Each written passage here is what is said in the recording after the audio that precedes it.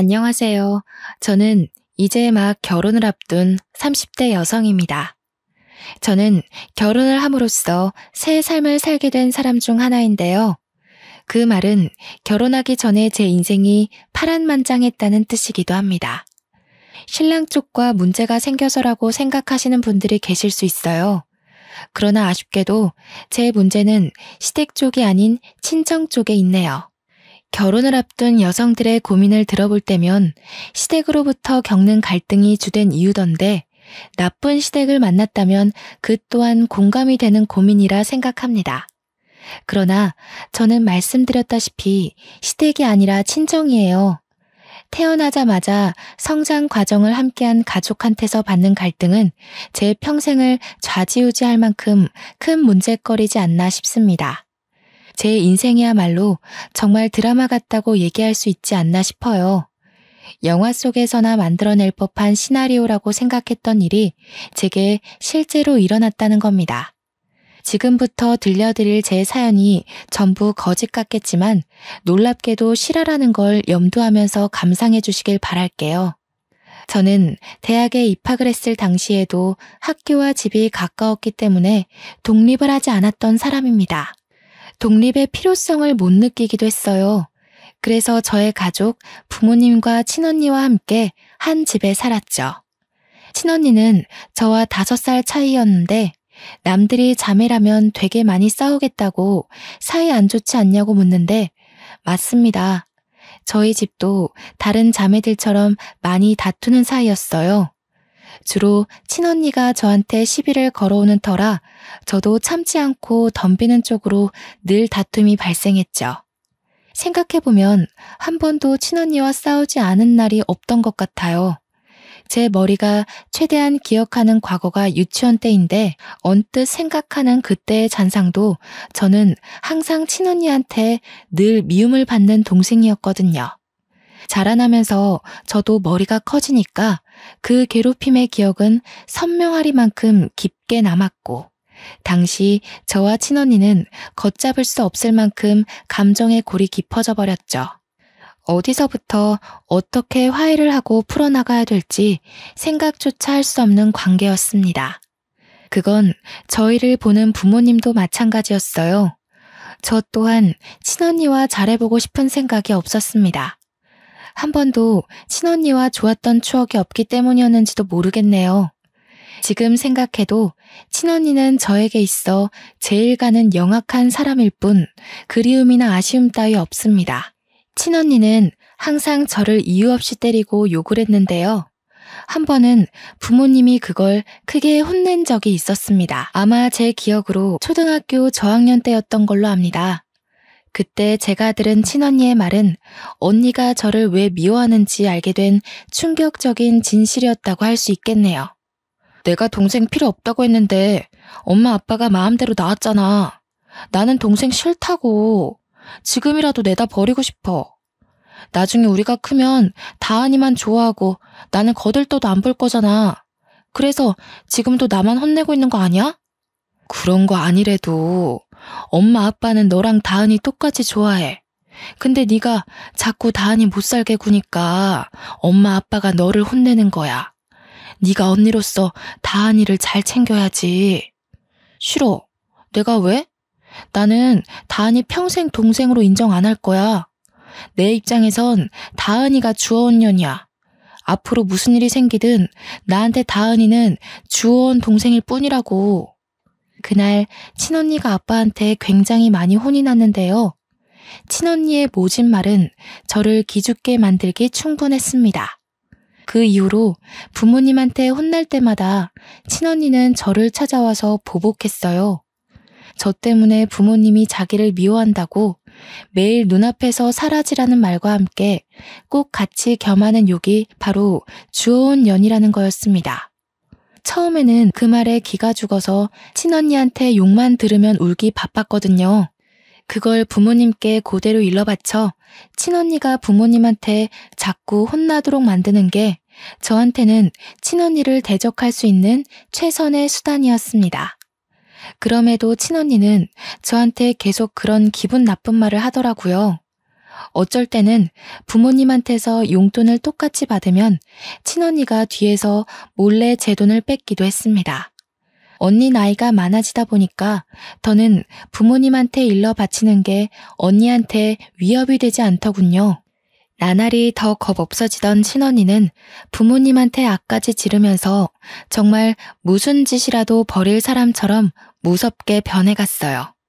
부모님도 점차 나이가 들어가다 보니까 친언니를 나무라는 방향보다 회유시키는 방법으로 부드럽게 대하려 노력했습니다. 그러나 부모님의 꾸지람이 그치는 건 친언니를 더 날고 뛰게 만드는 길과도 같았는데요. 부모님의 꾸지람이 더 이상 자신을 자극하지 않자 친언니는 대놓고 저를 괴롭히기 시작했어요. 그때마다 부모님은 예전처럼 무섭게 매를 들지 않고 말로만 동생한테 그러지 마 하고 말았죠. 초등학생 때만 해도 언니가 무서워서 나약하게 당하기만 했던 저는 부모님이 저를 포기했다고 생각했어요. 매일 주어온의 소리를 듣는데 나중에는 그 말이 세뇌가 되었는지 부모님이 정말로 저를 사랑하지 않고 언니를 더 좋아한다는 생각이 들더라고요. 그렇게 내내 묻어온 오기와 반항은 사춘기 때 폭발했는데요. 그 시기에 저는 여태 가족들에게 보여줬던 모습과는 조금 달랐을 겁니다. 진짜 주워온 것 같이 생긴 게 누군데? 나는 엄마 아빠랑 닮았는데 언니는 어디 닮은 구석이 있기나 해? 내 친구들은 언니 보고 부모님이랑 하나도 안 닮았다고 그러더라. 언니야말로 주워온 사람 아니냐고 그랬어.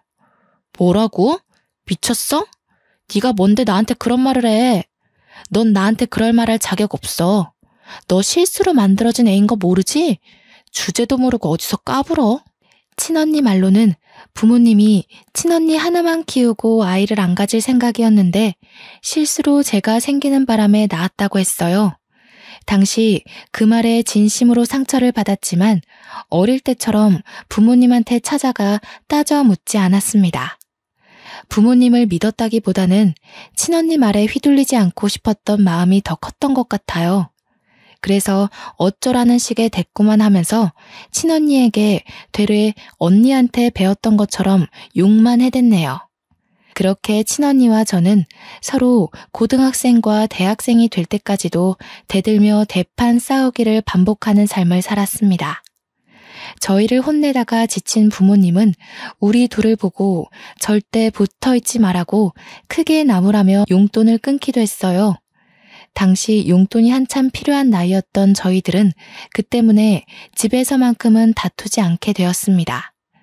그러나 집 밖을 나서는 순간 저희는 집에서 일으키지 못한 분란을 한꺼번에 몰아서 터뜨리곤 했는데요. 한 번은 친언니와 제가 귀가 시간이 겹친 적 있었는데 아니나 다를까 저희는 엘리베이터 안에서 크게 다투고 말았습니다. 그땐 공간이 협소한 탓도 있어서 몸싸움까지 벌였네요. 결국 주민들의 신고로 우리는 경찰과 부모님이 오고 나서야 대항을 멈췄습니다. 경찰까지 등장하게 되자 심각성을 느낀 부모님은 그날 저희를 거실에 앉혀놓고 진지하게 대화 나누는 시간을 가졌어요. 도대체 너희 둘은 왜 이렇게 못 잡아먹어서 안달이니?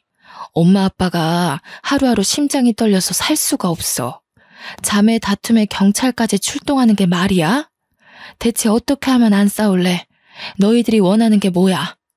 내가 왜 동생도 아닌 애랑 엄마 아빠를 공유해야 되는데? 싫은 건 싫은 거야. 방법 같은 거 없어. 내 눈에서 김다은이 없어지지 않는 이상 계속 이렇게 지낼 거야.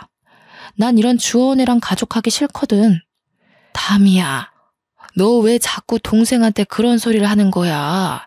다은이가 어디 주워온 애라는 거니? 자꾸 그런 못된 소리 하면 너희 둘 다 집에서 완전 쫓아낼 수도 있어. 그러니까 내가 동생 필요 없다고 진작 얘기했었잖아. 차라리 쫓아내.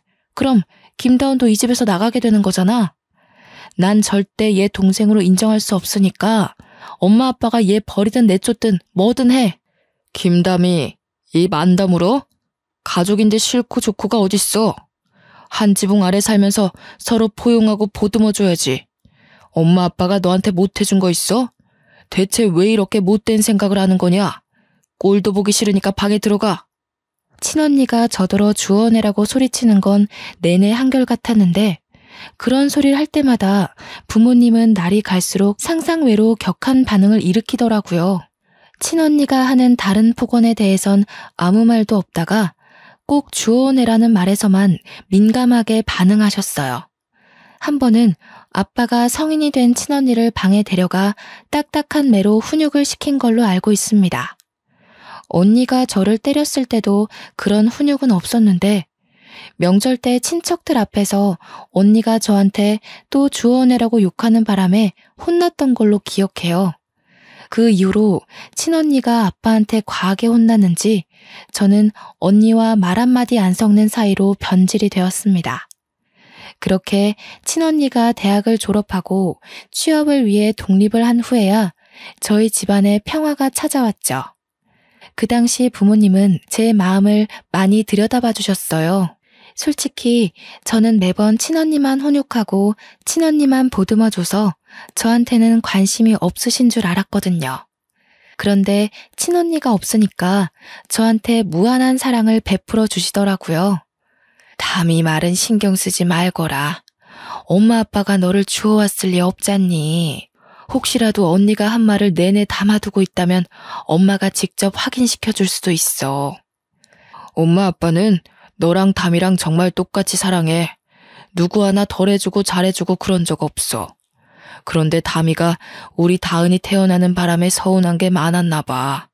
다은이가 언니 마음 이해해 줄 수 있지?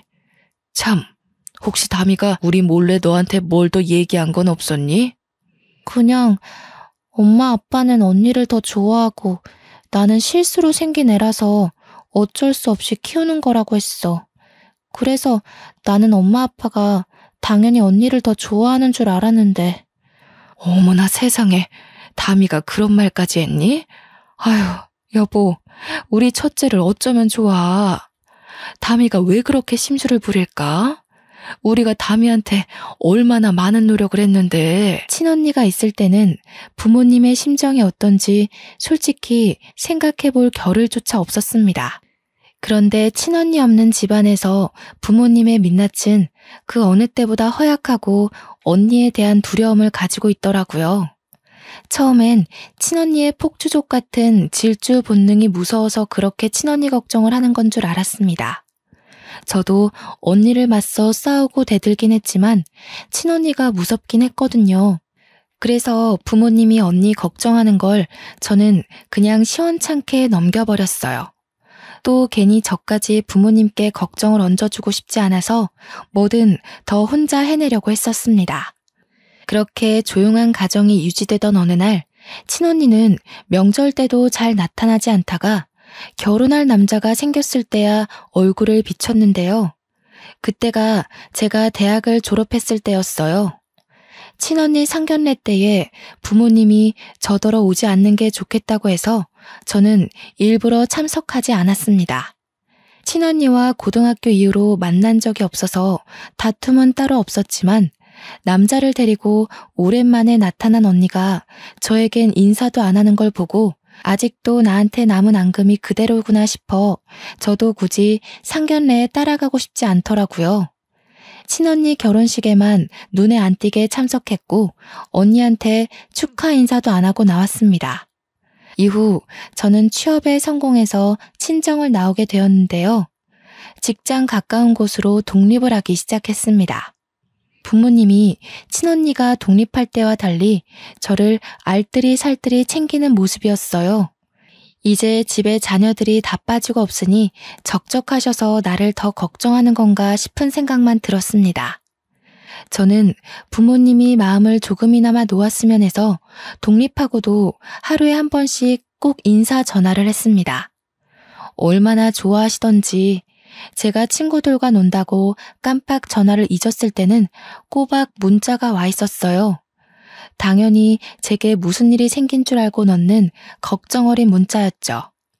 부모님은 저와 친언니를 낳고 한순간도 두 발 뻗고 못 주무셨을 텐데 독립하고 나서까지 부담을 주기가 싫더라고요. 그래서 저는 친구들 만나는 날엔 약속을 나가기 전 부모님께 일찍 전화를 드리곤 했습니다. 부모님 말 들어보니까 친언니도 종종 부모님께 연락을 하고 있는 것 같더군요. 아마 제가 결혼하지 않는 이상 저는 친언니 볼 일이 영영 없지 않을까 싶네요. 저는 취업한 지 얼마 되지 않아서 그 사이 결혼을 전제로 만나는 남자친구가 생겼습니다. 남자친구한테는 누나 한 명이 있는데 우연히 만났다가 첫인사를 나누게 된 적이 있거든요. 저보다 키도 크고 저와 달리 스타일도 강해서 솔직히 좀 무섭더라고요. 또 저는 친언니에 대한 트라우마가 있어서 저보다 나이 많은 여자에 대해 기본적으로 두려움이 있었습니다. 그런데 뜻밖의 누나 되는 사람이 제 가슴에 깊숙이 박힌 상처를 바로 깨트려 준 거 있죠. 초면이나 다름없는데도 제게 그렇게 친언니처럼 잘해주는 겁니다. 다은아, 오늘 언니랑 같이 백화점 갈래? 너 이틀 뒤에 생일이라면서 언니가 선물 하나 사줄게. 지나가다가 너한테 정말 잘 어울릴 것 같은 신발 하나 봤거든. 영훈이 이 자식은 네 생일을 임박해서야 알려주는 거 있지? 아니에요 언니, 괜찮아요.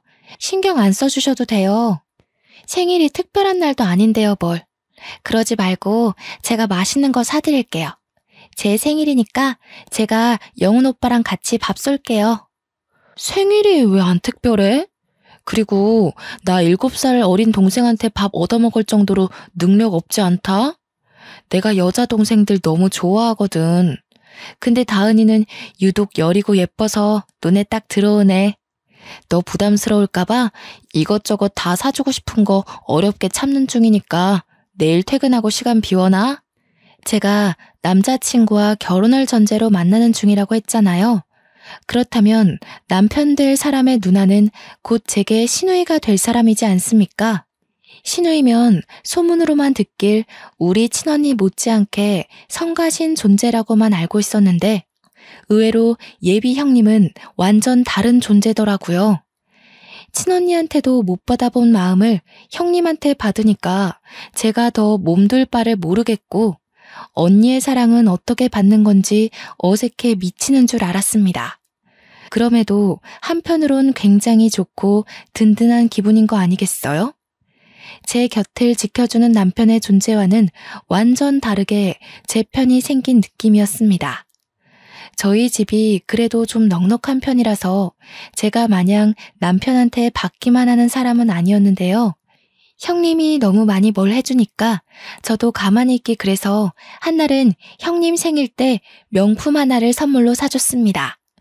어머나, 다은이가 사회생활 할 줄 아네? 아무리 그래도 그렇지 이렇게 비싼 걸 주면 어쩌니? 언니가 다은이 등골 빼먹는 건 아닌지 몰라. 주위에서 애기 돈 뺏었다고 욕먹으면 어떡하나? 언니가 저한테 해준 게 얼만데요. 이건 약과죠.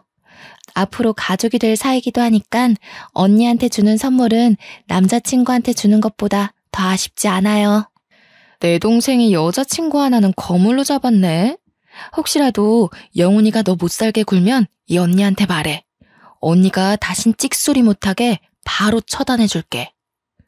당시 형님과 저는 얼마 만난 사이도 아니었는데 그저 형님이 제 친언니였으면 좋겠다 생각한 적이 한두 번이 아닙니다. 그만큼 형님이란 존재가 제게 색다른 감정을 깨우치게 만들었다는 거죠.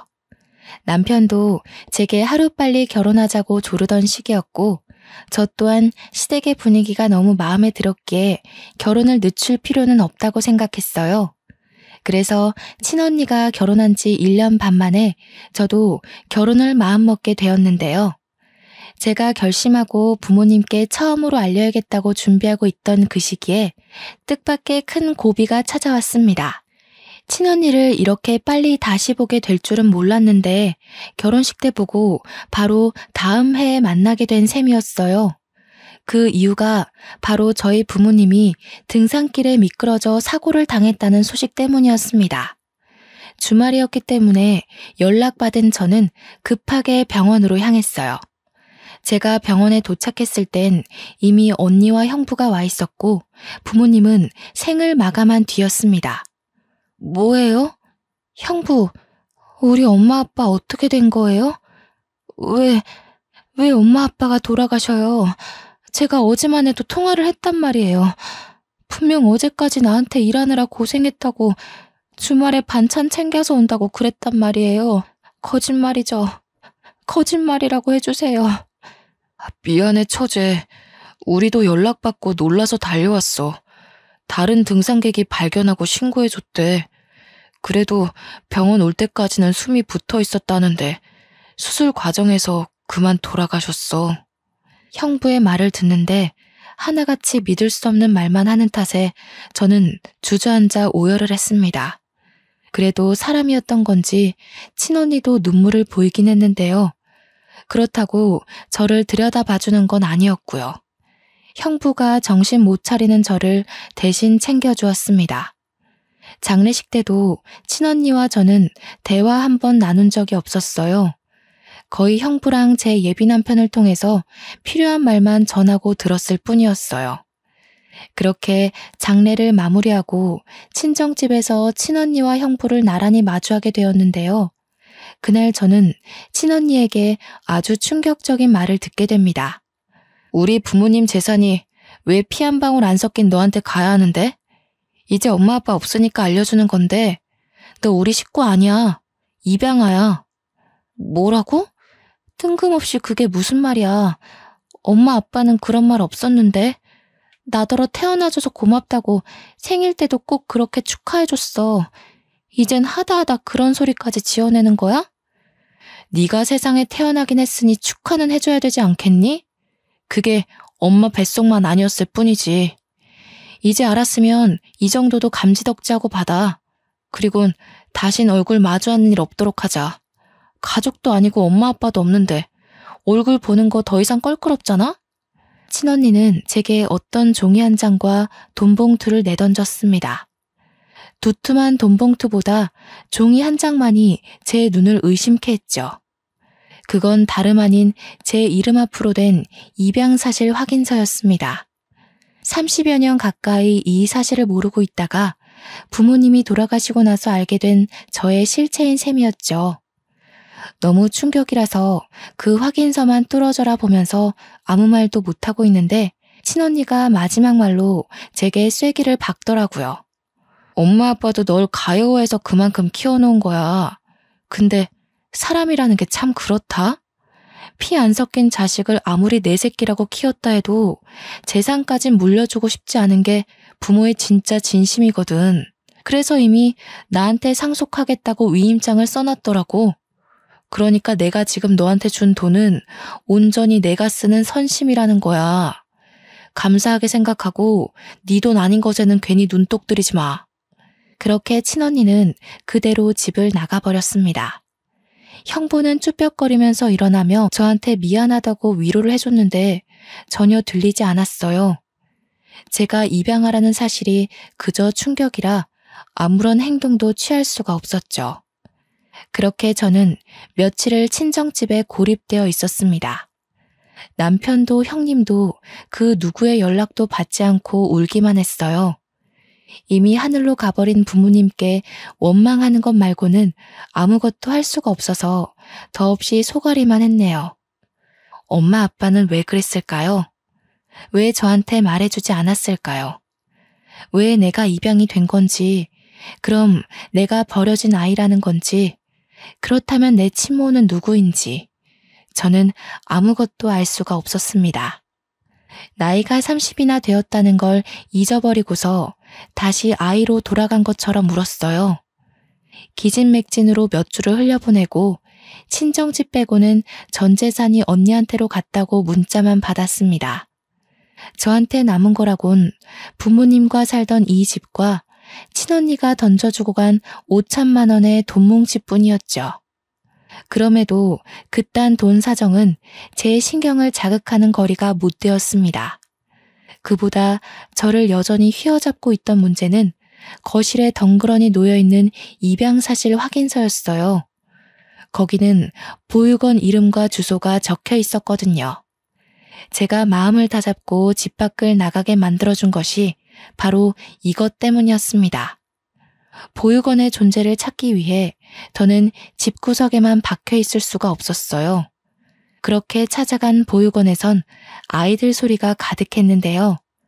제가 저 아이들과 같은 처지였다는 사실에 기분이 오묘했습니다.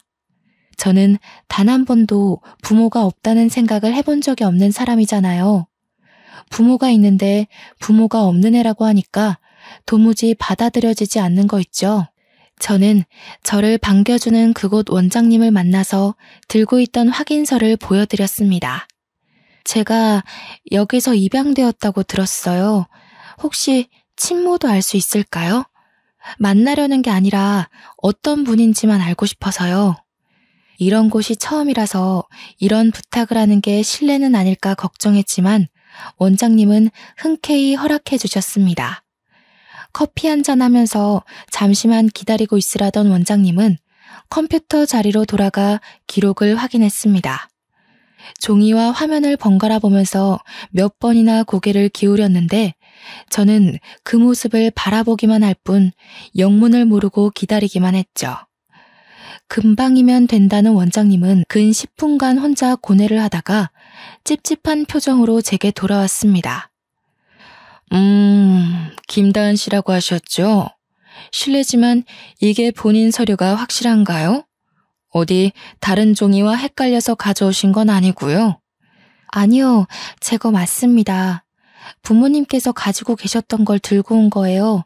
왜 그러시는데요? 뭐가 잘못됐나요? 자꾸 신뢰되는 질문을 하는 것 같네요. 저희 전산에 기록된 정보랑은 이름이 달라서요. 본인께 확실하다면 혹시 개명하셨나요? 저희 쪽에는 이 확인서 정보가 김다은 양이 아니라 김다미 양으로 원화 등록이 되어 있거든요. 부모님을 여의고 그것조차 제대로 추스리지 못한 제게 원장님의 말은 또 한 번의 충격이었습니다. 당시 그게 정말이냐고 원장님한테 몇 번이나 되물었던 기억이 나네요. 원장님은 곧바로 새 확인서와 원화 등록 정보를 함께 뽑아서 제게 가져다 줬는데요.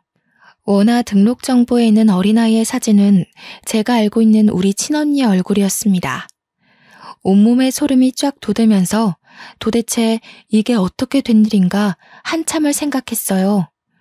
원장님께서 혹시 누가 위조를 한 게 아니냐고 묻는 순간 저는 그 말에 친언니가 사기를 쳤다는 사실을 뒤늦게 깨달았습니다. 저는 원장님께 양해를 구하고 새 확인서와 원화 정보를 들고서 언니를 찾기 위해 전화를 걸려고 했습니다. 그런데 마침 남편한테 전화가 오더라고요. 제가 연락 없는 동안 가장 많이 걱정하고 시름시름 앓았던 사람일 겁니다. 그동안 아무것도 하기 싫은 마음에 걱정해주는 사람 생각도 못하고 남편 연락을 피했거든요. 저는 미안한 마음을 안고 전화를 받았습니다. 미안해 오빠. 내가 엄청난 사실을 알아버려서 한동안 아무 생각도 하고 싶지 않았어. 그래도 나 걱정해주는 오빠 생각해서 그러면 안 되는 거였는데 정말 미안해. 아니야. 무사하면 됐어. 나는 또 네가 부모님 그렇게 되고 극단적인 생각이라도 했을까봐 얼마나 마음 졸였다고. 목소리 들었으니까 됐어. 그래서 지금은 어딘데? 다은이니? 전화 받았어? 이리 줘봐. 다은아, 너 도대체 어떻게 된 거야? 언니가 얼마나 걱정한 줄 알아? 괜찮은 거 맞지? 너 지금 어디야? 언니한테도 정말 미안해요. 저 지금 친언니한테 가요. 이걸 모른 척 넘어가기엔 돌아가신 엄마 아빠가 너무 불쌍하잖아요. 남편과 형님은 저와 친언니 관계를 어느 정도 알고 있었습니다. 특히 제가 형님한테 제 친언니였으면 좋겠다고 하면서 직접 친언니와 많이 비교했기 때문에 형님은 친언니가 저를 얼마나 괴롭혔는지 아주 잘 아는 사람이었어요. 그래서 저더러 그 여시한테 왜 가냐고 성질을 그렇게 내더라고요. 혼자 거길 갔다가 무슨 꼴을 당하려고. 그 여자 성깔이 아주 괴팍하던데. 너 기다려. 혼자선 안 돼. 언니가 같이 가줄 테니까 집에서 딱 기다리고 있어. 제가 부모님 돌아가시고 연락이 끊겼던 이유를 설명했을 때만 해도 가슴을 쓸어내리며 무사한 것만으로도 감사하다고 말하던 둘은 친언니 얘기에서 불같이 행동했습니다. 이미 저와 통화를 하면서 집을 나서는 소리가 들리더라고요. 솔직히 혼자 가기 무서웠는데 둘의 도움을 받으니까 용기가 더 생기는 거 있죠? 저는 그렇게 친언니 집에 찾아가는 데 성공했습니다. 그것도 친언니가 아닌 형부한테 전화해서 알아낸 주소였어요. 제가 모든 사실을 알게 된 사정을 얘기하니까 형부가 난감해하면서 결국 주소를 알려준 거였습니다. 찾아간 친언니의 신혼집은 부모님 재산 덕을 봤는지 부자 동네에 자리하고 있는 주택이더라고요. 문도 형부가 열어줬던 터라 친언니는 아예 영문을 모르고 있었나 봅니다. 잠옷바람인 채로 저를 보자마자 당황하더니 금세 역정을 내더군요. 너 뭐야? 네가 여기가 어디라고 찾아와? 내가 다신 내 눈앞에 거슬리지 말랬지. 우리 더는 이렇게 마주할 식구 아니라고 했을 텐데. 설마 재산 못 받은 게 억울해서 온 거니? 내가 너한테 고작 그것만 억울하겠어? 부모님 돈으로 이렇게 좋은 집 얻어 살면서 양심의 가책 한 번도 느낀 적 없니? 내가 진짜 궁금해서 그래. 너 양심은 있긴 해? 지금 너라고 했어? 내가 너보다 5살은 많아. 건방진 게 감히 예의도 모르고. 여보, 당신이 못 열어줬어? 미친 거야? 내가 전현 찾아오면 상종도 하지 말고 경찰에 신고하랬잖아. 다은이가 다 알고 왔대. 내가 이럴 줄 알았어. 그러니까 솔직하게 밝히자고 했지. 작은 일도 아니고 어떻게 손바닥으로 하늘을 가리겠어. 형부는 이미 자포자기 상태였고 친언니는 그런 형부를 밀치며 무작정 저한테 다가오더니 제 어깨를 확 밀어버렸습니다. 뒤로 넘어지려는 걸 남편이 붙잡아주는 덕에 다치진 않았네요. 그때 저 대신 나서서 친언니를 사정없이 밀어버린 사람은 다름 아닌 형님이었습니다. 이 우라질년이 어디에 그 더러운 손을 대? 네가 그동안 우리 다은이 괴롭힌 주원년이니?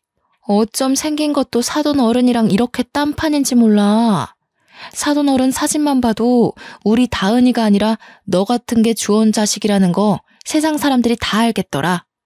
친언니보다 형님이 2살은 더 많았는데 형님도 친언니 못지않게 한 성깔 한다고 남편으로부터 듣기만 했거든요. 당연히 저는 그런 무서운 형님의 모습을 아직 본 적은 없습니다. 제겐 늘 다정하고 털털하기만 한 사람이었으니까요. 뭐야 이 여자는? 김다은, 아주 꼴값을 떤다. 왜? 혼자로 안 될 것 같으니까 지원군이라도 끼고 온 거니? 네가 여기서 뭘 더 할 수 있을 것 같은데? 안간힘을 써봤자 결국 네가 얻을 수 있는 건 아무것도 없어. 어처구니가 없네. 태생부터 거짓투성이라 그런지 생각하는 꼬락서니 마저 저렴하게 짝이 없구나. 너 같은 것들 때문에 착하고 선한 아이들이 고아라는 이유로 오해를 받는 거야. 뭐라고? 아까부터 이 여자는 누군데 남의 일에 끼어들어서 간섭이야. 김다은이 돈 주고 깽판 좀 쳐달라 부탁하던가요? 할 일 없으세요? 그래? 나 할 일이 너무 없어서 내 동생 지키는데 아주 혈안이 된 사람이다. 누가 우리 착한 다은이 피 빨아먹고 있다는 소문을 들었거든. 사기꾼 한 명 끌어내려고 냉큼 쫓아왔어. 형님이랑 친언니가 서로 덤비며 싸우려는 걸 형부와 남편이 말리느라 집안이 순식간에 난장판이 되었습니다. 그때 저는 친언니에게 다가가 제가 알고 있는 모든 사실을 밝히며 따져들었죠. 내가 입양하라고? 드라마 너무 많이 본 거 아니야? 요즘 세상에 그딴 거짓말을 하고도 언니가 무사할 것 같았어? 언제까지 숨길 수 있을 거라 생각했는데 형부가 미리 언지를 주지도 않았는지 친언니가 제 고백에 살짝 당황하더라고요. 그러나 그도 잠시 곧장 발뺌하며 오히려 적반하장식으로 나오길래 저는 가방에서 꺼낸 서류를 친언니 얼굴에 던져버렸습니다. 이래서 나를 그렇게 괴롭혔니? 뭐가 그렇게 셈이 나서? 너 도대체 뭐하는 인간이니? 우리 부모님 관심이 목적이었던 거야? 아니면 재산이 목적이었던 거야? 네가 이런 짓을 벌이고도 과연 하늘에 계신 부모님께서 곱게 눈 감아줄까? 그래서 네가 사실을 다 알았다고 해도 달라지는 건 없어. 이미 부모님은 나를 자식으로 인정했고 재산도 나한테 다 상속했잖아. 너야말로 이 재산이 탐나서 다 파헤치고 행패 부리는 거 아니야? 경찰 부르기 전에 당장 꺼져. 그래, 경찰 불러. 나도 네가 사기치고 부모님 재산 빼돌린 거랑 이 서류 조작해서 일 꾸민 거랑 싹 다 고발할 거야. 경찰 불러 당장.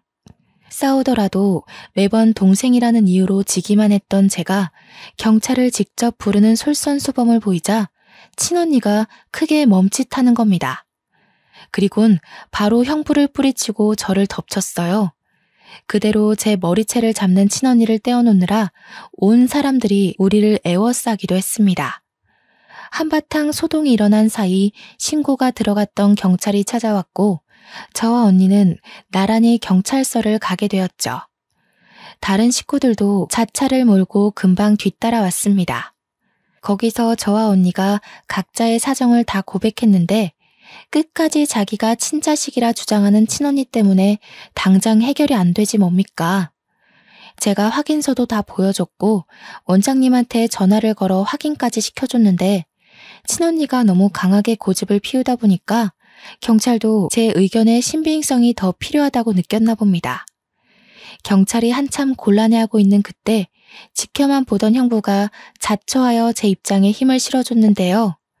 제가 말씀드릴게요. 더는 제 와이프가 망가지는 꼴을 못 보겠네요. 처제 말이 다 맞습니다. 필요하시다면 와이프가 여태 처제 속이려고 진행했던 재산 과정에 대해서도 증언할게요. 여보 미쳤어? 무슨 소리야. 도와줄 거 아니면 가만히 있던가. 우리 재산 몰수당하면 당신도 빈털털이 되는 거 몰라? 아무것도 모르면 가서 앉아있어. 결국 형부는 친언니를 외면하고 다른 자리에서 친언니의 실체에 대해 증언을 하였고 형부의 증언이 크게 작용하여 친언니는 그 자리에서 바로 구속이 되었습니다. 구속 수사를 하고 보니 친언니가 재산 상속 위임장에 부모님 도장까지 훔쳐서 직접 작성했다고 하는 거 아니겠습니까? 듣고서 기가 막혀 죽는 줄 알았습니다. 도대체 얼마나 배짱이 커야 이런 엄청난 일을 과감하게 저지를 수 있는 걸까요? 경찰 말로는 상속 재산 처분은 쉽게 해결하기 어려운 부분이라서 보통은 가족끼리 의논하여 합의를 본다고 합니다. 하지만 저는 여태 친언니에게 당해온 악질을 용서할 수 없었고 위임장까지 위조하면서 돌아가신 부모님을 능욕한 것 또한 절대 그냥 넘길 수 없다고 생각했어요. 저는 한치의 고민도 없이 친언니를 고소했습니다. 빚을 내서라도 변호사를 선임해 끝내 저희 부모님의 재산을 모조리 몰수해왔죠. 벌금을 낼 돈이 없던 친언니는 그대로 5년 이하의 징역을 살게 되었다고 들었습니다. 그 전에 형부와는 합의 이혼을 진행한 걸로 알고 있고요. 모든 걸 다 끝내버리고 친정집을 정리하던 중 형부에게 문자가 한 통 왔었는데요. 그동안 미안했다고 어른으로서 창피한 짓을 저질렀다며 사과하는 내용이더라고요. 그리고는 형부와도 연이 끊어졌습니다. 친정집을 부동산에 내놓고 정리할 때까지 제 옆을 든든하게 지켜준 예비 남편과 본격적으로 결혼 준비에 돌입했는데요. 남편이랑 형님이 힘든 일을 한꺼번에 치룬 저를 위해서 가족보다 더 따뜻한 손길을 내밀어 주었어요. 부모님을 여의고 제가 과연 이 넓고 험한 세상을 버티며 살아갈 수 있을까 무섭기도 했거든요. 제 옆에 남편과 형님이 있다는 걸 잊고 바보같이 고민을 하고 있었던 겁니다. 시댁 식구는 저에게 무엇보다 감사한 새 울타리가 되어주었습니다. 결혼을 하고 시댁으로 합가를 하여 신혼을 시작했는데 시댁에 직접 들어가 살다 보니까 남편과 형님의 훌륭한 인품이 시부모님을 그대로 빼닮았다는 게 느껴지더라고요. 시부모님께서도 저의 사정을 아시고 얼마나 딸처럼 아껴주는지 모릅니다. 그래도 명색에 제가 며느리인데 집안일에 손도 못 대게 하는 거 아니겠습니까? 어머님, 그건 제가 들게요. 어머님 허리 안 좋다고 들었어요. 화분 무게도 보통이 아닌데 그걸 어떻게 혼자 들려고 그러세요. 제가 해드릴게요. 아유, 됐다, 아가. 손도 조그만해서는 내가 아무리 허리가 아파도 너보다는 힘이 많다. 정 몸이 쑤시면 가서 분무기에 물 좀 받아다 주겠니? 어디 시어머니뿐만이었겠어요? 형님마저도 선뜻 나서서 조그만한 아기가 무슨 일을 하냐면서 못하게 하거든요. 아버님은 원래부터 제게 이래라 저래라 안 하시던 분이라 그저 이런 분위기를 당연하게 지켜만 보시는 거 아니겠습니까? 저더러 그냥 소파에 앉아 있어도 된대요. 시무랑 형님이 주방에서 식사를 차리는데 며느리인 제가 거실에 앉아 있는 거 이상한 그림이잖아요. 그런데 시댁 식구 전부가 저더러 그러라고 한다니까요. 물론 너무 과분한 애정이라 하루하루 행복하지만 저 또한 시댁에게 도움이 되는 구성원이고 싶단 말입니다. 그래서 최근 찾은 방법이 묻지 않고 알아서 집안일에 손을 대는 것이었어요. 현재 눈치껏 며느리 노릇 중에 있습니다. 형제를 잃고 부모님을 잃고 세상에 홀로 남은 저를 기꺼이 품어준 시댁 식구들이 얼마나 감사한 존재입니까? 하늘에 계신 부모님께서 늘 그렇듯 제 걱정을 많이 했을 텐데 아마 시댁 식구들의 심성을 알고 이제 그만 안심하고 있지 않을까 싶습니다. 한편으론 부모님께 죄송하기도 하네요. 저한테는 친언니가 무척 미운 존재였으나 부모님께는 그래도 아픈 손가락 같은 자식이었을 거 아닙니까? 친언니가 감옥살이를 하게 된 것에 대해 마음이 무거울 수도 있겠다는 생각이 들기도 했습니다. 그 생각만 하면 저 또한 마음이 좋지 않은데 그럴 때마다 제가 무척 사랑하는 남편이 제 기분을 눈치채고 말없이 안아주더라고요. 그러면서 내 잘못 아니라고 자꾸 괴로워하면 자기가 장인어른 장모님 볼낯이 없다면서 저를 달래줍니다. 아마 남편이 있었기에 뭉그러진 제 마음이 금세 활기를 되찾지 않았나 싶어요. 지금은 너무 행복하게 아이 준비를 하고 있거든요. 하고 있던 일도 잠시 휴직 들어갔습니다. 올해 안으로 아이를 계획 중인데 얼른 좋은 소식이 왔으면 좋겠네요. 아이가 태어나면 또 다른 기쁨 속에서 하루하루 살게 되겠죠. 그날이 너무 기다려집니다. 어쩌다 생길 수 있는 기상천외한 일이 왜 하필 제 삶에 찾아왔는지 모르겠습니다. 솔직히 많이 힘들었고 모든 게 무너져 내리는 듯한 느낌에 제 인생을 많이 탓했었거든요. 그러나 긴 인생살이에 추운 겨울만 있는 건 아니라고 겨울이 끝나면 반드시 다가올 봄날이 있다는 걸 깜빡 잊고 있었습니다. 그간의 겨울이 너무 춥고 길었던 탓이겠죠. 그래도 이제는 인생에 봄, 여름, 가을, 겨울이 있다는 걸 알아버려서 춥고 싫은 겨울을 또다시 마주하게 될 거라는 각오를 당연하게 생각하고 있습니다. 겨울이 당연하다면 봄이 오는 것 또한 당연지사가 아니겠어요? 그러니까 모두들 내 인생의 겨울이 길고 막막하게 느껴질지라도 그만큼 따스한 봄날에 차츰 다가가고 있다는 사실을 꼭 기억하셨으면 좋겠습니다. 이 세상에 풍파만 가득한 삶은 없거든요. 하고 싶은 말이 많아서 이 글을 과연 하루 안에 끝마칠 수 있을까 걱정했는데 나름 글을 잘 정리했더니 마지막 인사까지 적당한 분량으로 마칠 수 있을 것 같습니다. 사연을 작성하는 동안 또다시 떠올린 과거는 아직도 마음이 아릴 만큼 선명한 아픔이지만 이 기회가 저한텐 너무 뜻깊은 시간이었어요. 앞으로 저는 강한 엄마가 되기 위해 계속해서 이 상처를 극복해 나갈 것입니다. 우리 모두 굳센 사람이 됩시다. 지금까지 제 이야기 들어주셔서 너무 감사드립니다.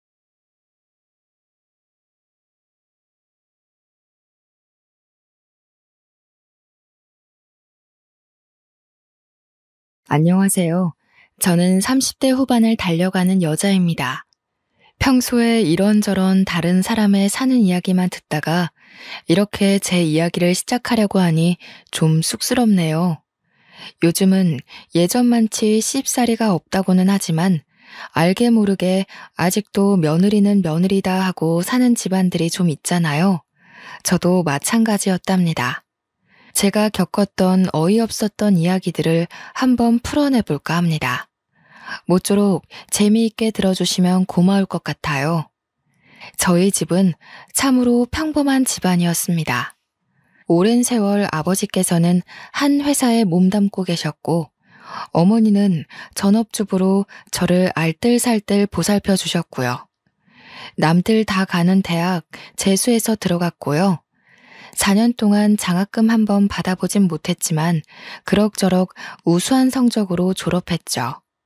취업 준비를 2년 가까이 했고 중견기업에 취업해서 업무에 치이며 살다가 지금의 남편을 만나게 되었습니다.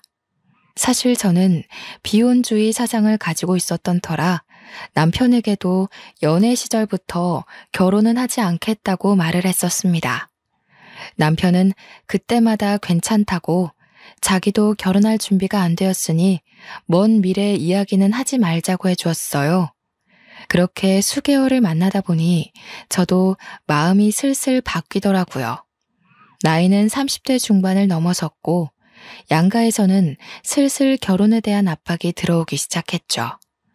남편은 저에게 헌신하는 사람이었고 늘 제 기분에 맞춰서 하루를 보내던 사람이었습니다. 제가 예민할 때는 꼬리를 축 내린 강아지처럼 제 기분을 맞춰주었고 제가 기분이 좋은 날엔 저보다 더 기분을 올려 신이 나게 맞춰주었어요. 저한테 너무나도 잘하는 것도 모자라 저희 부모님에게까지 성의를 표현할 줄 아는 사람이었기에 제 마음을 돌리긴 충분했습니다. 남편은 제게 결혼을 이야기했고 저는 그 프로포즈를 받아들였어요. 하지만 복병이 하나 있었습니다. 남편에게는 철없는 어린 시누이가 있었는데 자세하긴 몰라도 돈으로 크게 한번 사고를 쳐서 시부모님의 노후 자금이 몽땅 털렸다는 것이었습니다. 저는 그 이야기를 듣고 결혼은 현실이기에 조금 망설이게 되었습니다. 남편에게도 솔직하게 이야기를 했었어요. 노후 준비가 되지 않은 시부모님은 부담스럽다고요. 남편은 제게 부담 갖지 말라고 저를 설득하기 시작했고 저에게 최후의 수단이었는지 각서를 들이밀더라고요. 각서에는 아주 상세하게 시부모님의 노후에 관한 일절 책임이 없다는 내용이 적혀 있었습니다. 저는 결국 남편의 설득에 넘어갔고 각서를 잘 보관하겠다고 엄포를 놓았어요. 결혼을 준비하는 내내 남편이 노력했고 잡음 하나 없이 양가의 합의는 아주 성공적으로 이뤄졌습니다. 친정 부모님께서 가구 대리점을 운영하셨기에 혼수 준비도 거침이 없었고 단지 보태줄 여유 자금이 없었던 시댁에서 눈치를 좀 보셨었죠. 다행히도 남편과 저에게서 회사 대출이 잘 나왔기에 신혼집 마련도 부족함 없이 준비했습니다. 드레스도 웨딩 촬영도 너무나도 마음에 들게 나왔고 결혼식도 모두의 축복 속에서 진행이 되었습니다. 제가 제일 기대하던 신혼여행도 만족스러웠어요. 회사원이다 보니 길게 휴가를 내기 눈치 보여 평소엔 엄두를 못 냈던 미국으로 신혼여행을 갔거든요. LA와 라스베이거스를 돌면서 도시의 화려함에 완전히 매료가 되었었죠. 오죽하면 내가 왜 결혼을 안 하려고 했었지? 하는 생각을 할 정도로 꿈같은 신혼여행이었습니다. 미국에서의 여유가 어찌나 행복하던지 남편과 몇 번이고 미국으로 이민 오고 싶다고 이야기꽃을 피웠어요.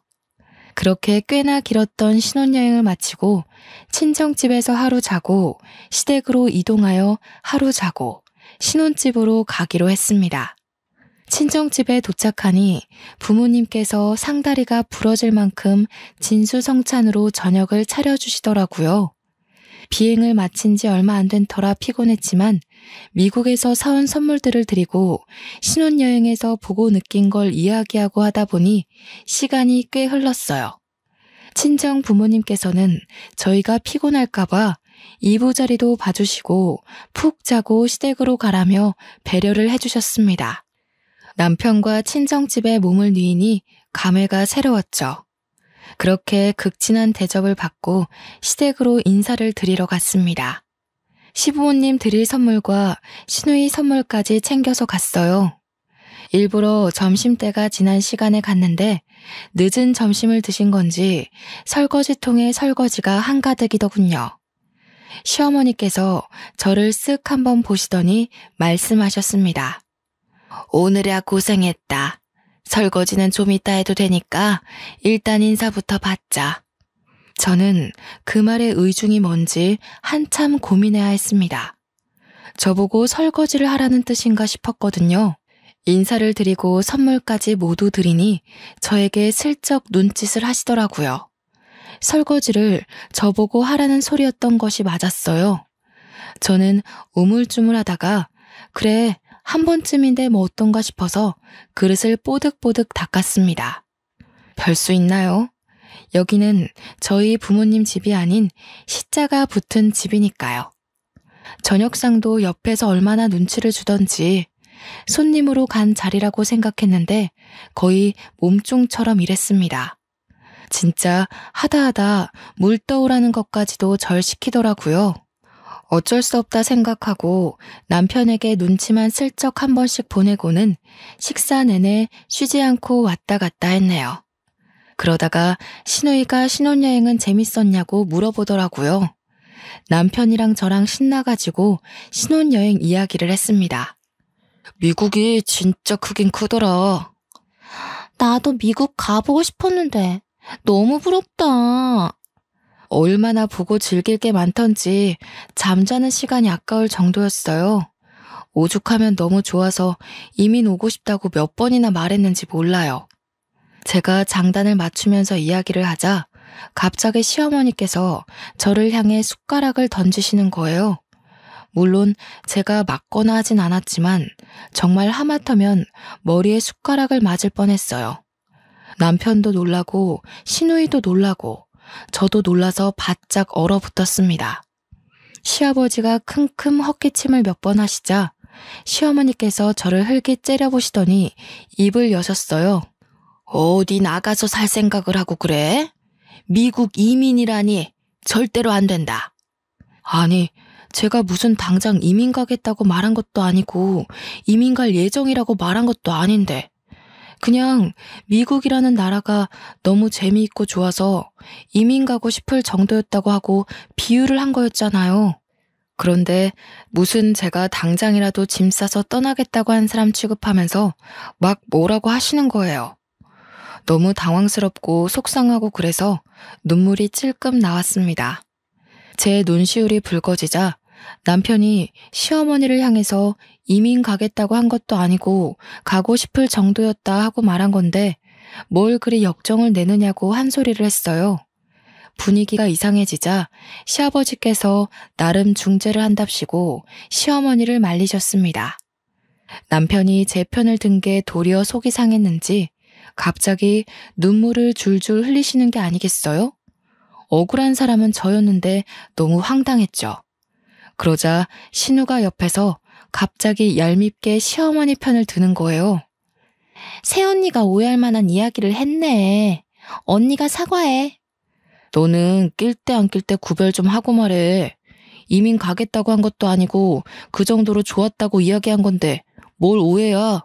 어머니, 그렇다고 집사람한테 숟가락을 던지시면 어떡합니까? 너도 그만해라. 좋은 날 이게 무슨 일이냐?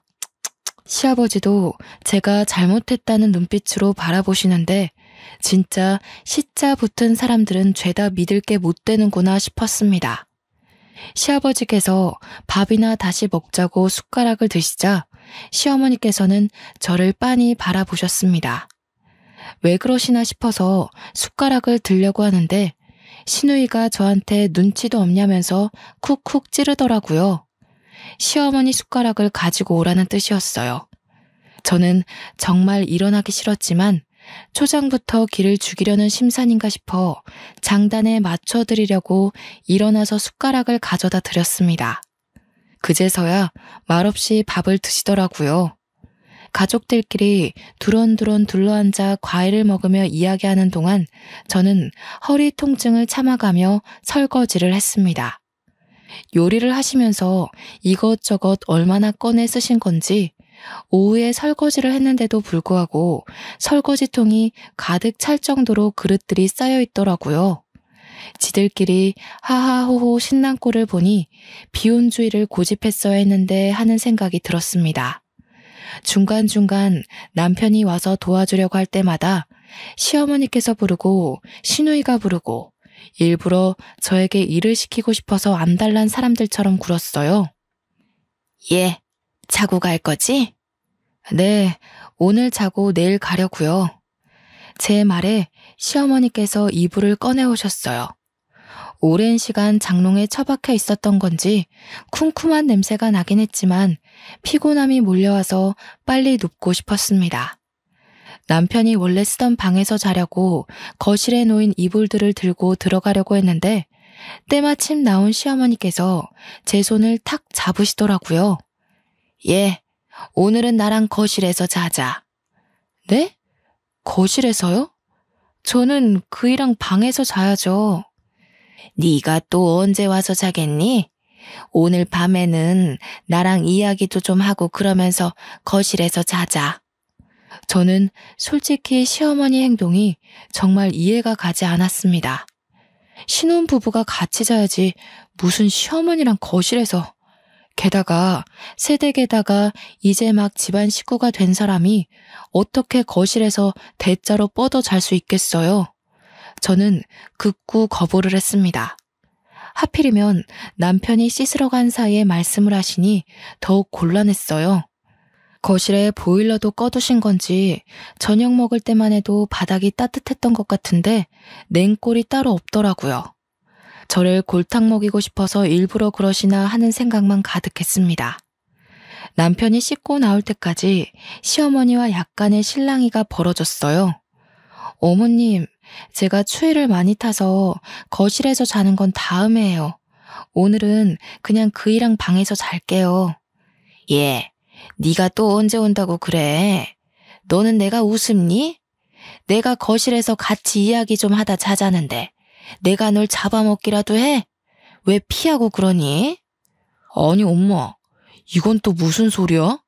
집사람이 왜 거실에서 엄마랑 자요? 그냥 우리 둘이 잘 거니까 아버지랑 같이 주무세요. 약간 언성이 높아지자 방에 있던 신우가 문만 빼꼼 열어서 염장을 지르더라고요. 언니, 엄마 말도 맞지. 시댁에 왔으면 시어머니랑 사이좋게 이야기도 하고, 응? 그러다가 잠드는 거 아니겠어? 그러더니 자기는 이만 자야겠다면서 문을 꼭꼭 닫고 들어가는 거 있죠? 시어머니께서 남편에게 얼른 방에 들어가라고 그러면 조금만 이야기하다가 들여보내겠다고 하고는 방문을 닫으셨습니다. 저는 천근만근 무거운 몸을 이끌고 결국 소파에 걸터 앉았어요. 하실 이야기가 뭔지는 몰라도 얼른 듣고 방에 들어가서 눕고 싶었습니다. 남편이 중간중간 나와서 언제 들어오냐, 할 이야기가 많냐 하고 물어봤는데 시어머니께서는 별 시덥지 않은 소리만 줄줄 늘어놓으셨습니다. 자고로 남편은 하늘이고부터 시작해서 아침밥을 어떻게 차려주면 좋겠다. 집안일을 너무 칼같이 나누지 말고 여자가 더 많이 해야 된다. 아주 가부장적이고 쓰잘데기 없는 소리들 말이에요. 똑같은 이야기를 하고 또 하고 반복하다가 할 이야기가 없으시면 자러 가겠다고 하면 갑자기 TV 이야기를 하시고 결론은 그냥 조용히 거실에서 자라 이 말이었습니다. 저는 도저히 감겨오는 눈을 이겨내지 못하고 시어머니의 뜻대로 거실에서 잠이 들었어요. 냉골 같은 바닥이 얼마나 춥던지 새벽에는 이를 덜덜 떨다가 잠에서 깼습니다. 겨우겨우 다시 잠들었는데 무슨 아침 6시부터 저를 깨우시더라고요. 추위에 제대로 잠도 푹 못 잤는데 아침부터 깨우니까 너무 힘들었어요.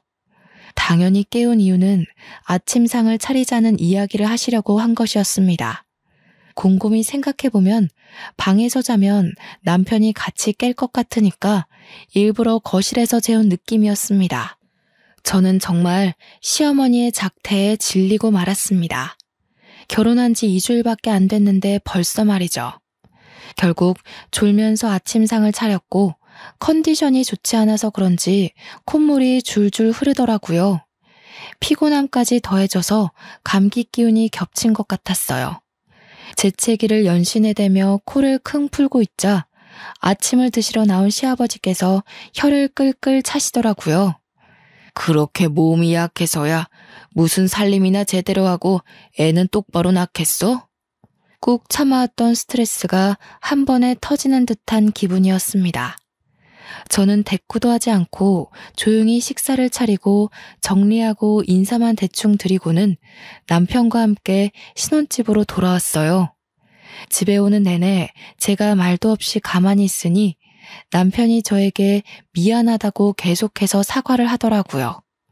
진심으로 미안해하는 남편을 보면서 애꿎게 화를 낼 수도 없고 어쩔 수 없이 약속을 받아내고 나서야 마음을 풀었습니다. 시댁에 가서는 2번 다신 이런 일 없게 옆에 꼭 붙어 있겠다는 약속이었죠. 남편은 그 뒤로 시댁에서 먼저 연락이 오는 일 없게 스스로 나서 주었어요. 시부모님께도 용건이 있으면 본인을 통해서 연락을 달라고 했고요. 가끔 시누이와 시어머니께서 제게 염장을 들쑤시는 듯한 문자나 연락을 하긴 했지만 그때마다 남편이 나서서 화를 내주었습니다. 몇 번 반복되자 길을 잡겠다는 마음이 좀 수그러들었는지 필요한 연락 이외에는 자제를 하시더라고요. 하지만 그러면서도 꽁에 있는 게 있다는 티는 팍팍 내셨어요. 어디 며느리 무서워서 연락이나 하겠니? 이번 주 주말에 집으로 좀 와라. 부탁할 것도 있고 간만에 밥이나 먹자. 저는 알겠다고 대꾸했죠.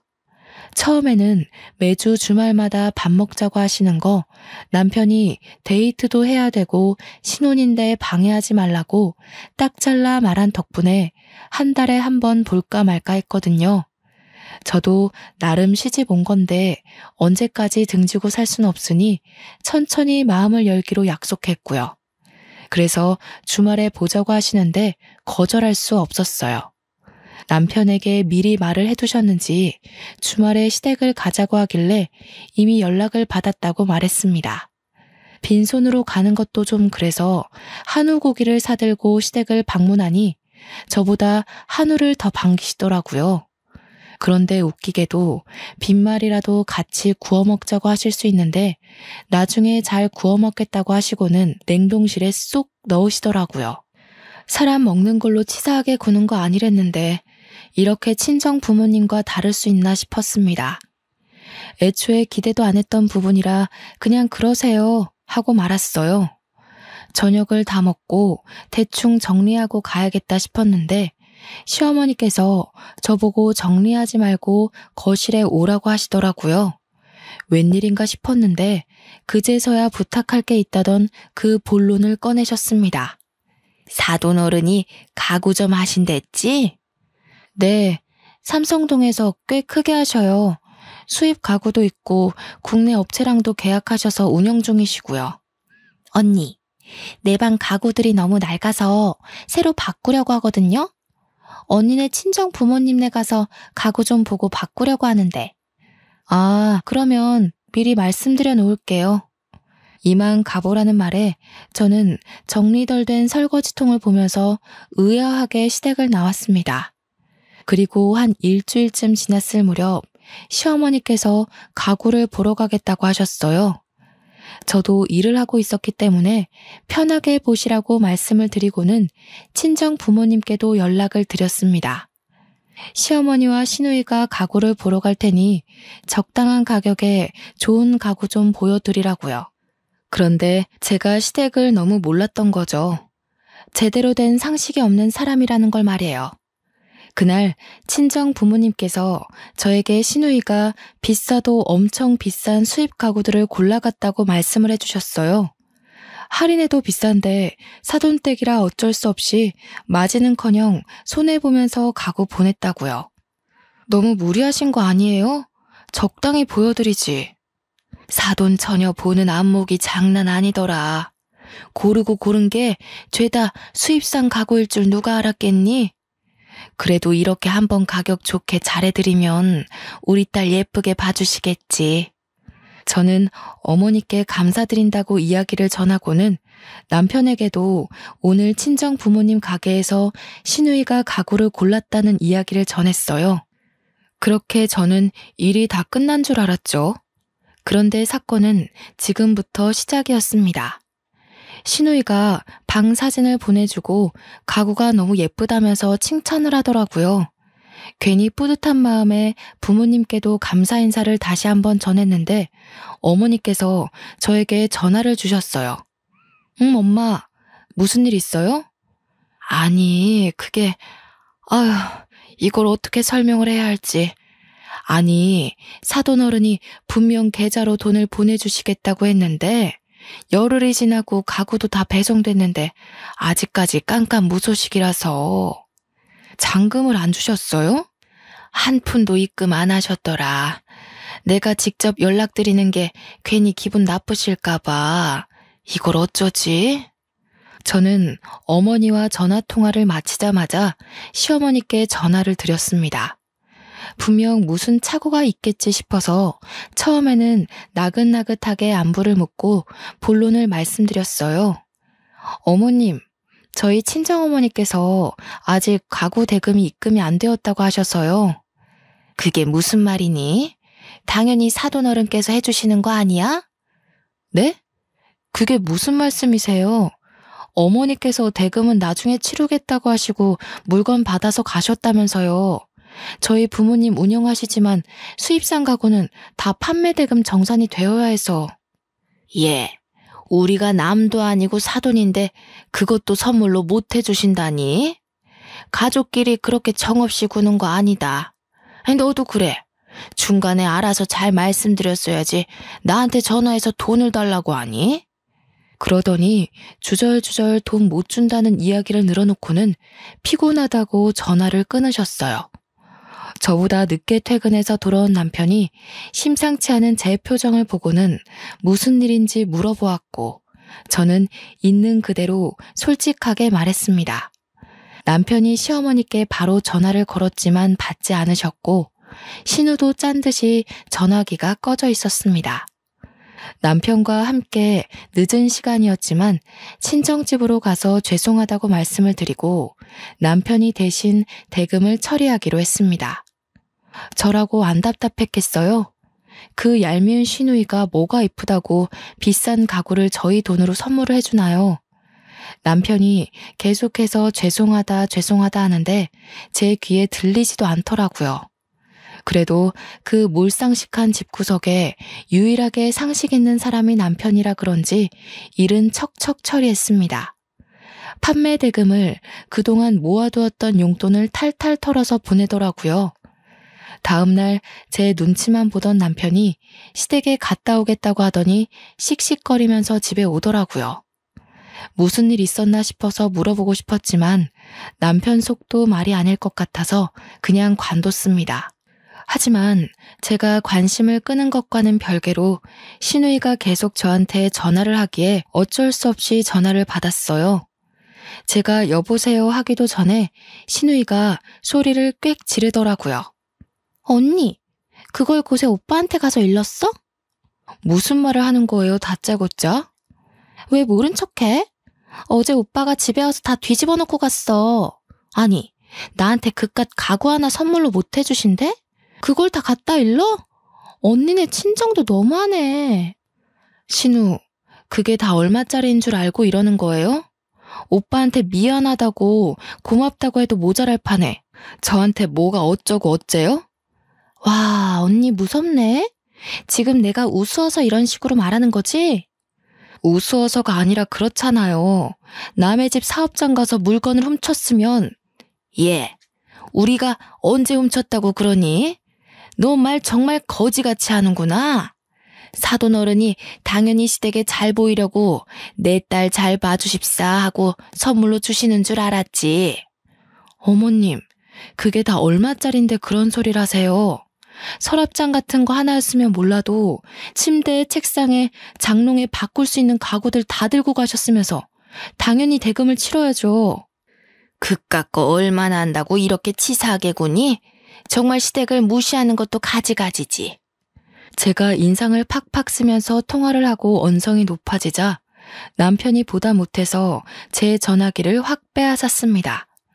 그러더니 남편도 흥분해서 시어머니와 시누이에게 막 소리를 치더라고요. 어머니, 이런 식으로 몰상식하게 굴지 마세요. 제가 대금 안 치렀으면 절도나 다름없는 짓이라고요. 그리고 제 와이프한테 자꾸 전화해서 스트레스 주지 마세요. 앞으로 연락 받지 말라고 할 거니까 그렇게 아시고 힘쓰지 마세요. 남편이 전화를 뚝 끊어버리더니 전원까지 끄더라고요. 어차피 다음 날이 일요일이어서 알람이 필요하지도 않고 남편이 너무 괴로워하는 얼굴이길래 하고 싶은 대로 하게 냅뒀습니다. 남편도 휴대폰 전원을 꺼버리더라고요. 그날 우리 남편의 강단에 다시 한번 놀랐고요. 결혼 전부터 이런 일 없게 잘 막아주겠다고 하더니 정말 제 편에 서서 모든 벽을 쳐주는 모습에 감동도 받았습니다. 저는 남편과 마음 놓고 푹 잤어요. 다음날 시어머니께서 아침 대바람부터 찾아와 회방을 놓을 줄은 몰랐죠. 남편이 집 비밀번호를 알려준 적이 없었기 때문에 문을 직접 열고 들어와서 화를 내지 못하셨지만 저희가 문을 열 때까지 현관벨을 누르셨습니다. 눈곱도 떼지 못한 채로 시어머니의 분노를 감내해야 했어요. 남편이 아침부터 무슨 일이냐, 쉬는 날인데 늦잠도 못 자게 하냐 궁시렁거렸지만 시어머니의 눈은 오롯이 저를 향해 있었습니다.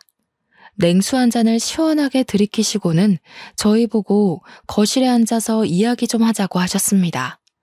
남편과 저는 어떤 억지를 부리려고 온 걸까 싶어서 일단 이야기라도 들어보자 했어요. 너희가 결혼해서 이렇게 부모를 무시하고 살면 안 되는 거다. 가구점 일이야. 일단 우리 아들이 대금 냈다고 하니 덮어두고 내가 할 말이 있어서 왔다. 너희 결혼한 지 수개월이 지났는데 왜 생활비는 한 푼도 안 주니? 저는 이게 무슨 소린가 싶었습니다. 생활비를 저희가 왜 드려야 하는지 이해가 가지 않았어요. 아직 시아버지께서는 일을 하고 계시고 있었고 시누이도 직장 생활을 하고 있었으니까요. 솔직히 생활비를 받으려면 저희가 아니라 시누이가 내야 하는 것 아닌가요? 생활비는 결혼 전에 드렸잖아요. 저희도 대출금 갚으면서 맞벌이로 겨우겨우 생활 유지하면서 살아요. 도대체 며느리가 어떤 식으로 우리 아들을 깨어냈길래 착한 우리 아들이 이리 변했을까? 매달 생활비 주면서 살갑게 굴던 아들이 돈도 못 준다 하고 화만 내고. 아침 대바람부터 무슨 억지를 부리시는 거예요. 저희도 아이 낳고 키우고 하려면 지금부터 차곡차곡 모아야 합니다. 집에 같이 살고 있는 동생한테 받으시면 되잖아요, 생활비. 걔가 무슨 돈이 있다고 생활비를 내니? 저는 너무 어이가 없었습니다. 시누이도 뻔히 직장 생활하는 사회인인데 시누이한테는 코 묻은 돈이랍시고 한 푼도 안 받으면서 가정을 꾸린 아들한테는 달라고 하다니요. 결혼 전에 드렸던 생활비도 거의 용돈의 개념으로 남편이 챙겨드린 거지 보탬이 되려고 드린 것도 아니었어요. 결혼하고 나니까 배알이 꼴려서 이런 억지를 부린다는 생각이 퍼뜩 들었습니다. 저는 남편이 알아서 잘 방어를 해주고 있었기에 아무 소리 하지 않고 남편 옆에 앉아 있었어요. 제가 꿀먹은 벙어리처럼 굴자 시어머니께서는 답답하신지 저를 보면서 호통을 더 치셨죠. 동생이 백화점 명품관에서 앉아있지도 못하고 두 다리 퉁퉁 부어가면서 벌은 돈을 어떻게 내가 쓰겠니? 우리도 앞으로 노후 준비해야 되고 하니까 매달 통장으로 보내줘라. 걔 그 사치병 때문에 노후 자금 다 날려버린 건데 그걸 왜 저한테 돈 내놔라 하십니까? 뭐야? 아이고 하나뿐인 아들이 이렇게 돌변하다니. 며느리야, 네가 어떻게 우리 모자 사이를 이간질해놨으면 내 말에 꿈뻑 죽던 우리 아들이 내 말에 반기를 못 들어서 안달이 난 게야? 집사람한테 그만 뒤집어 씌우시고 나가세요. 혹여나 전화로 화낼 생각도 하지 마시고 찾아오지도 마세요. 한 번, 두 번은 저도 참고 넘어갔는데 이건 너무하신 거 아닙니까? 시어머니는 거의 흐느끼다시피 버텨냈지만 남편은 인정사정 볼 거 없이 팔을 질질 끌고 현관문 밖으로 보내더군요. 시어머니께서는 아들의 그런 태도에 너무 황당해 하시면서도 서운해 하셨습니다. 하지만 굳게 닫힌 문은 열리지 않았고 포기하시고 돌아가셨습니다. 남편은 제게 결혼 전에 했던 약속 까먹지 않았으니 노후에 대해서는 신경 끄라고 했습니다. 솔직히 남편 속도 완전 시커멓게 변했겠죠. 아무리 그래도 낳아주고 키워준 어머니인데요. 남편은 저에게 얼굴에 침 뱉는 것 같아서 이야기를 안 하려고 했는데 시댁 노후 자금에 대한 이야기가 나왔으니 솔직하게 말을 해주겠다고 했습니다. 알고 보니 신우가 백화점 명품관에서 일하면서 명품백을 산답시고 빚을 8천만 원이나 졌다는 이야기였습니다. 저는 너무 놀라서 매장에 있는 물건을 몇 개나 샀길래 그렇게 큰 빚을 지게 된 거냐고 물어보았죠. 가방이라고 해도 비싸도 500만 원에서 600만 원이면 살 수 있을 거라고 생각했는데 무려 8천만 원이라니. 그러자 남편은 월급으로 충당이 안 되니 결국 대출을 받아서 명품을 사 모으기 시작했고 제3금융에서 받은 대출이라 이자가 불고 불어서 그렇게 된 것이라고 하더군요. 8천만 원을 넘기고 나서야 겨우 시부모님께 사실대로 말했고 눈덩이처럼 불어나는 이자를 하루빨리 갚기 위해 노후자금으로 모아두었던 적금을 해지했다고요. 결국 신우는 가지고 있던 가방들도 다 팔아치워서 빚 갚는 것에 보태하였는데 가방도 어찌나 관리가 안 되었던지 제 값은커녕 반값도 못 받고 팔았다고 했어요. 저는 그 철없는 신우의 행동에 기함을 토할 수밖에 없었죠. 남편은 말을 하면서도 부끄러운 나머지 귓볼까지 시뻘개지더군요. 솔직히 이런 말을 하게 될 줄 몰랐다고 하면서 그런 어이없는 일로 부모님의 노후 자금을 날린 사건이 매우 수치스럽다고 했어요. 저는 이미 벌어진 일인데 어쩔 수 없지 않느냐고 남편을 위로했죠. 그날 이후로 남편은 제 핸드폰에서 시댁의 모든 번호를 차단시켜 버렸습니다. 아무리 그래도 두어 달에 한 번은 찾아뵙고 명절에도 가봐야 하지 않겠나 싶어서 차단까지는 하지 말자 했는데 남편은 강경했어요. 이미 밑바닥까지 드러낸 사람들인데 뭐를 무서워하겠냐고. 필요한 게 있으면 수단과 방법을 가리지 않을 거라고 했습니다.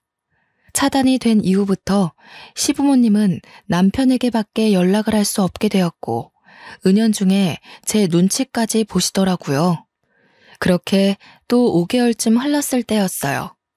제 몸이 영 이상해서 내과에 찾아갔더니 임신한 것 같다고 산부인과 진료를 한번 보라고 하시더라고요.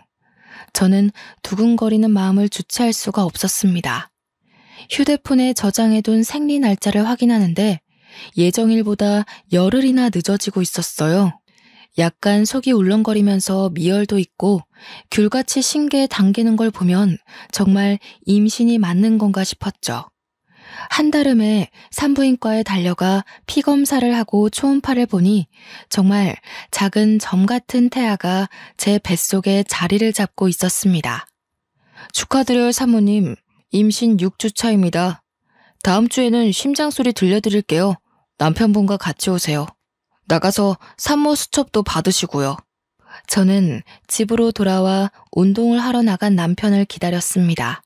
남편이 돌아오자마자 참지 못하고 초음파 사진을 보여주면서 배를 감쌌어요. 남편은 감격의 눈물을 흘리면서 당장에 파티를 하자며 기뻐했습니다. 시댁에는 남편이 말하겠지 싶어서 친정 부모님께서 말씀을 드렸고요. 하지만 남편이 시댁에 말을 하지 않더라고요. 아직 임신 초기니까 시간 좀 지나서 안정이 되면 그때 말씀드리자. 임신했다고 또 연락해서 당신 스트레스 받느니 그게 나을 것 같아. 저를 배려해주는 남편의 말에 고개를 끄덕였습니다. 임신한 걸 자랑하고 싶어서 제가 열심히 하는 개인 SNS 계정에 초음파 사진을 올리고 임신한 사실을 올렸어요. 시댁 식구들은 저와 친구를 맺은 사이가 아니기에 당연히 모를 거라고 생각했는데 알고 보니 그동안 꾸준히 시누이가 몰래 제 SNS를 염탐하고 있었더라고요. 임신 사실을 올린 지 2시간도 되지 않아 남편에게 시댁 식구들의 전화가 빗발치기 시작했습니다. 전화를 무시하자 그날 저녁 시댁 식구들이 전부 저희 집 문 앞에서 농성이라도 벌이듯 진을 쳤어요.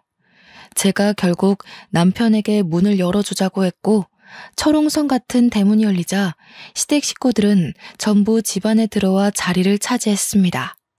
제가 임신을 했으니 이제 관계를 개선하자는 뜻이나 다름없었습니다. 아이고, 우리 며느리 고생했다. 임신이라니. 몸이 약해서 해도 못 볼 줄 알았는데 얼마나 다행이야. 성별은 뭐라든 딸이래 아들이래. 딸이든 아들이든 뭐가 중요해. 그치만 아들이면 더 좋겠지? 언니, 어떻게 우리한테는 말 한마디도 안 해주고 SNS에 먼저 올릴 수가 있어? 쏟아지는 질문에 정신이 없었지만 저를 걱정해주는 말도 있었고 애가 너무 궁금해서 미치겠다며 기뻐하는 시부모님을 보니 차마 내칠 수가 없었습니다. 그때 확 관심 끊어달라고 했어야 했는데 임신하고 마음이 약해진 저는 그렇게 어영부영 사과를 해오는 시부모님과 시누이를 다시 받아줄 수밖에 없었어요. 금이 갈 듯 말 듯 애매했던 관계는 쭉 이어졌습니다. 시부모님께서는 손주가 정말 벌써부터 좋아 죽겠는지 아이 용품을 마구마구 사다 주셨습니다. 덕분에 저희 집 방 하나를 아기 방으로 미리 꾸며놔야 했어요. 16주가 지나고 아들이라는 소리를 병원에서 듣자마자 시부모님께서는 감격의 눈물까지 흘리셨습니다. 그렇게 안정기에 접어들고 태교 여행까지 보내주신다고 저희를 베트남 여행까지 시켜주셨어요. 그동안의 앙금이 사르르 녹아버렸죠. 그런데 철없는 시누이는 바뀐 게 하나도 없었습니다. 제가 임신 5개월쯤 되었을 때 신우가 다급하게 저에게 연락을 해서는 돈을 좀 빌려달라고 하는 거예요. 언니, 나 돈 좀 융통해줘요. 저 진짜 돈이 한 푼도 없어요. 우리도 애한테 들어갈 돈 미리 준비하느라 돈이 없어요. 신우는 갑자기 왜 돈이 필요해요? 아, 진짜 언니밖에 돈 빌릴 사람 없단 말이에요. 500만 원도 없어요? 그럴 리가 없잖아요. 신우는 제게 돈을 빌려달라고 몇 번씩이나 연락을 해댔어요. 하지만 신우에 뭘 믿고 돈을 빌려주겠어요? 시부모님의 노후자금도 다 털어간 사람인데 저는 결국 참지 못하고 남편에게 이야기를 했고 남편은 단판을 짓겠다며 시댁에 찾아갔습니다. 시댁에서 돌아온 남편은 씩씩거리면서 저에게 신우의 욕을 막 하더라고요.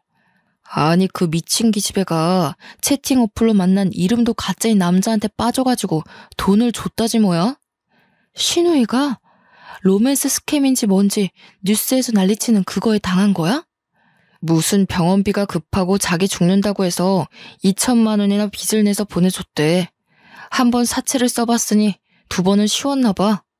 또다시 이자가 눈덩이처럼 불어나니까 급한 불 끄겠다고 당신한테 돈 좀 빌려달라고 한 모양인데 결국 남편도 시부모님도 시누이한테 돈 한 푼 해줄 수 없다고 난리가 났고 시누이는 눈물만 줄줄 흘렸다고 했습니다.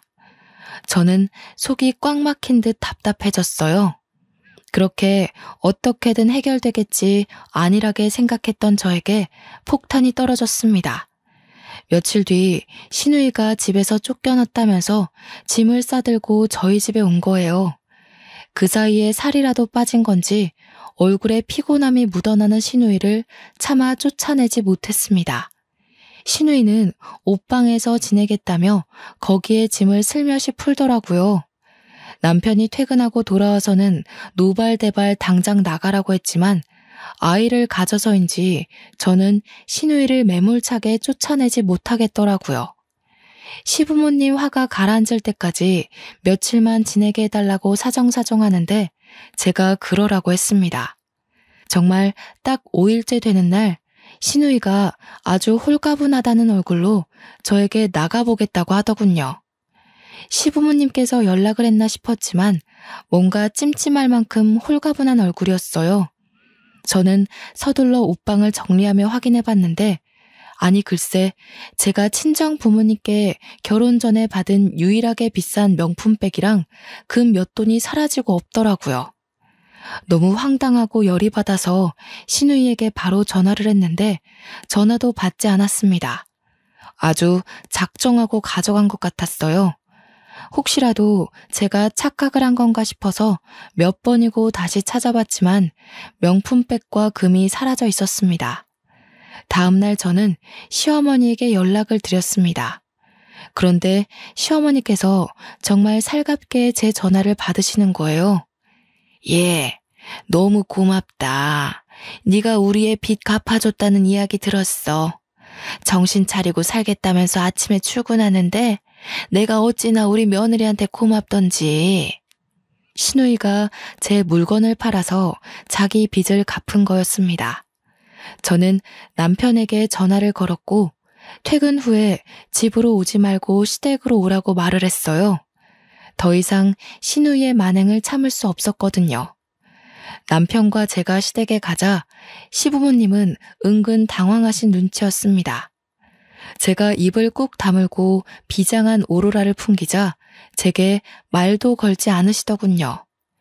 신우이가 퇴근하고 저희 부부를 발견하자 멈칫하는 게 느껴지더라고요. 제 물건 돌려줘요. 그 가방 우리 엄마가 결혼 전에 사준 명품 가방이라고요.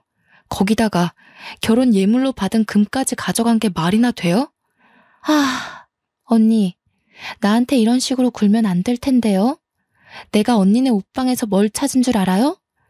나한테 그만한 대가를 치르고도 남을 걸 찾았는데 지금 오히려 역정을 내요? 이게 다 무슨 소리니? 넌 뭘 찾았는데? 신우이는 아주 의기양양한 태도로 종이 한 장을 꺼냈어요. 익숙하게 접혀있는 종이는 결혼 전 남편이 저에게 써준 시부모님의 노후를 책임지지 않겠다는 각서였습니다. 신우가 시부모님 앞에서 그 각서에 대해 이야기를 하자 시부모님의 표정은 경악 그 자체였어요. 그런데 그 순간 남편이 신우이의 뺨을 확 때리는 게 아니겠어요? 내가 쓰자고 했다 내가. 네가 명품에 미쳐서 미친 짓 했을 때 와이프랑 결혼하고 싶어서 내가 쓰자고 했어. 오빠 결혼을 도와주지도 못할 망정 이걸 들고 협박을 해 감히? 오빠, 어떻게 내 뺨을 때릴 수가 있어? 내가 그럼 빚에 허덕여서 살다가 죽었으면 좋겠어? 너 같은 것 동생이라고 생각하고 싶지도 않다. 어디 머리 빡빡 밀고 절이라도 들어가던지. 당장 새언니 물건 돌려놓고 죽은 듯이 살아. 우리 앞에 나타나서 뻔뻔하게 굴지도 말고 어머니 아버지도 마찬가지예요. 내가 이 사람을 어떻게 만났는데 염치도 없이 굽니까? 시부모님은 꿀먹은 벙어리가 되었고 신우는 뺨을 움켜잡고 흐느끼며 울고 있었어요. 남편은 제 손을 이끌고 집을 나오면서 두 번 다시 찾아오지도 말고 애도 볼 생각하지 말라면서 소리를 쳤습니다. 솔직히 저는 작물로 그 물건을 팔았다는 신우의 뻔뻔한 태도를 보자마자 물건들을 되찾기 어려울 걸 알고 있었습니다. 한 가지 달라진 점이라면 아나무인처럼 굴던 시어머니께서 제 눈치를 보고 연락을 자제하기 시작했고 시아버지는 신우이의 월급 통장을 압수했다고 했어요. 매달 저에게 신우이 월급의 반을 계좌로 보내주고 계십니다. 2천만 원 돈으로라도 갚겠다고 면목 없다면서 저에게 진심으로 사과를 해주셨어요. 그 뒤로 저를 건드리는 시댁 식구는 아무도 없었고 여전히 남편은 제 옆에서 든든한 벽이 되어주고 있습니다. 벌써 만삭이 되어 출산 예정일을 코앞에 두고 있어요. 무사히 출산 잘하고 돌아오겠습니다. 지금까지 제 사연 들어주셔서 감사합니다. 망나니 같은 신우 때문에 고생이란 고생은 다 했지만 남편이 중간에서 잘 막아줘서 그나마 잘 살아갈 수 있을 것 같아요.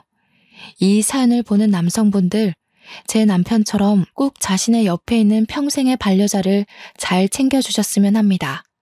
감사합니다.